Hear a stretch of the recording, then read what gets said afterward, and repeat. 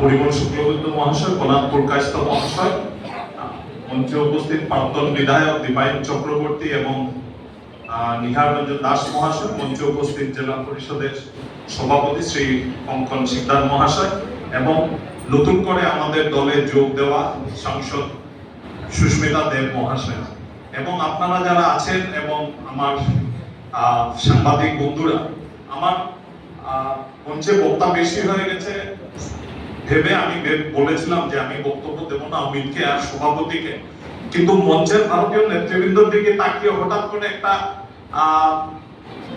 Fact আমার সামনে আসলো, তো বললাম যে আমি এটলিস্ট বলা দরকার, আমি ভাবি এই জায়গাটায় দাঁড়িয়ে যে প্রথমেই আমি বলে নিই যে ব্যক্তিগত তরফ থেকে এবং দলের তরফ থেকে সুস্মিতা দেব মহাশয়াকে ভারতীয় জনতা পার্টিতে আন্তরিকভাবে আমরা স্বাগত জানাই এবং আশা করি আপনি অন্যান্য দল থেকে আসা বিগত ৮-১০ বছরে ভারতীয় জনতা পার্টির পরিসর অনেক বেড়েছে এবং এই বাড়া পরিসরের মধ্যে আপনি নিজেকে কমফোর্টেবল ফিল করবেন এবং আগামী দিনে ভারতীয় জনতা পার্টি নতুন আর পুরনোর সেই পার্থক্যটা আস্তে আস্তে মিলিয়ে যাবে। কতটুকু মিলিয়ে যাবে সেটা নির্ভর করবে আপনার কর্মদক্ষতা এবং আপনার কর্মকৌশলের উপর। এটা আপনি কত ভারতীয় জনতা পার্টির আদর্শের সঙ্গে আপনি নিজে মিলিয়ে নেবেন সেটা আপনার উপরে ডিপেন্ড করবে, সঙ্গে সঙ্গে আমাদের উপরেও ডিপেন্ড করবে। যাই হোক, যে কথাটা বলার জন্য আমি উঠেছি যে মঞ্চে বসে থাকা সব ভারতীয় জনতা পার্টির নেতৃবৃন্দের মধ্যে একমাত্র আমি সুস্মিতা দেবের সঙ্গে দুইবার ইলেকশন লড়েছি, বাকি কেউ ইলেকশন লড়েনি। সুস্মিতা দেবের সঙ্গে রাজনৈতিক যদি লড়াই হয়ে থাকে তাহলে আমার সঙ্গে লড়াই হয়েছে এবং 2011-তে লড়াই হয়েছে। 2011-তে যখন লড়াই হয়েছে তখন আমি আমার স্বর্গীয় পিতৃদেব মারা যাওয়ার পরে রাজনীতির সক্রিয় রাজনীতির প্রাঙ্গণে পা রেখেছিলাম and she was already a chairman of Silchar municipal board। তো স্বাভাবিকভাবে আমি ইলেকশন প্রায় 16,000 ভোটে আমি ইলেকশন হেরে গেছিলাম এবং পরবর্তীকালে 2019-এ আবার সেই লড়াইয়ে আমরা অবতীর্ণ হই দুইজন, রাজদীপ রায় ভার্সেস সুস্মিতা দেব, বিজেপি ভার্সেস কংগ্রেস, এবং সেই সময় ভাগ্যের পরিহাস উল্টে যায় এবং প্রায় 84,000 ভোটে ভারতীয় জনতা পার্টি ইলেকশন জিতে।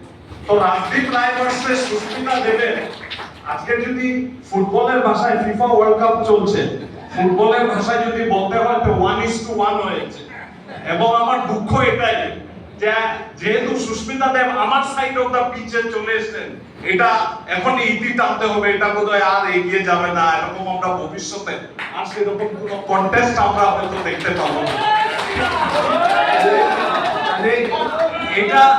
এটা একটা সবকিছুর মধ্যে একটা হাস্যকর ব্যাপার আমি বললাম। আরেকটা জিনিস আমার খুব মনে এসেছে যে কয়েকজন শিলচর সেন্ট্রিক রাজনীতিবিদের যদি কথা বলি তাহলে আমি সন্তোষ মোহন দেবকে দিয়ে স্টার্ট করব, যে 80 ইংরেজি থেকে রাজনীতির ইলেকশনের প্রাঙ্গণে আছেন।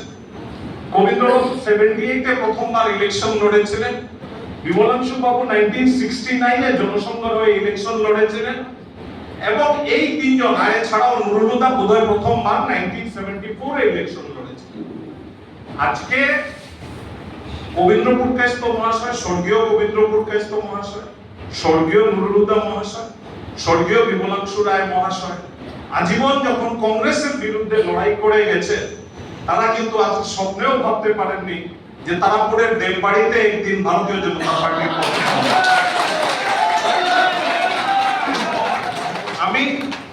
আমি সুস্মিতা দেবকে এই পরিবর্তন আনার জন্য, এই পরিবর্তনে ভারতীয় জনতা পার্টির পতাকার নিচে আসার জন্য যে নরেন্দ্র মোদীজি এবং ডক্টর হিমন্ত বিশ্ব শর্মার গুণ দিয়েছে, আমি ওনাকে সাধুবাদ জানাই যে এটলিস্ট উনি দাঁড়িয়ে সত্যর দিকে তাকিয়ে সত্যকে অ্যাকসেপ্ট করার যে ক্ষমতা রেখেছেন, তার জন্য সুস্মিতা দেবকে আজকে বাধাই দেওয়া হবে।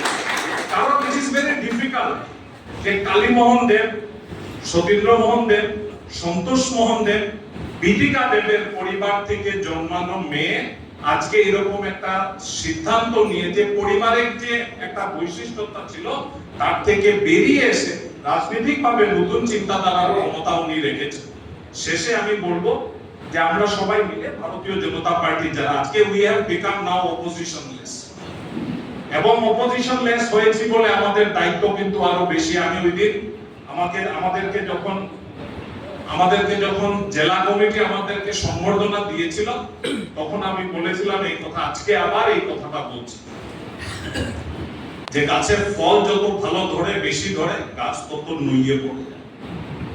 এই কথাটা আমাদের মনে রাখতে হবে। আজকে ভারতীয় জনতা পার্টি বরাক উপত্যকায় অপ্রতিরোধ 7টা সমষ্টির শিলচর কাছাড় জেলাতে আজকে বলতে গেলে 9 জন ইলেক্টেড রিপ্রেজেন্টেটিভ ভারতীয় জনতা পার্টি, 6 জন এমএলএ আর 3 জন সাংসদ এখানে আছেন, যদিও একজন ওয়েস্ট বেঙ্গল।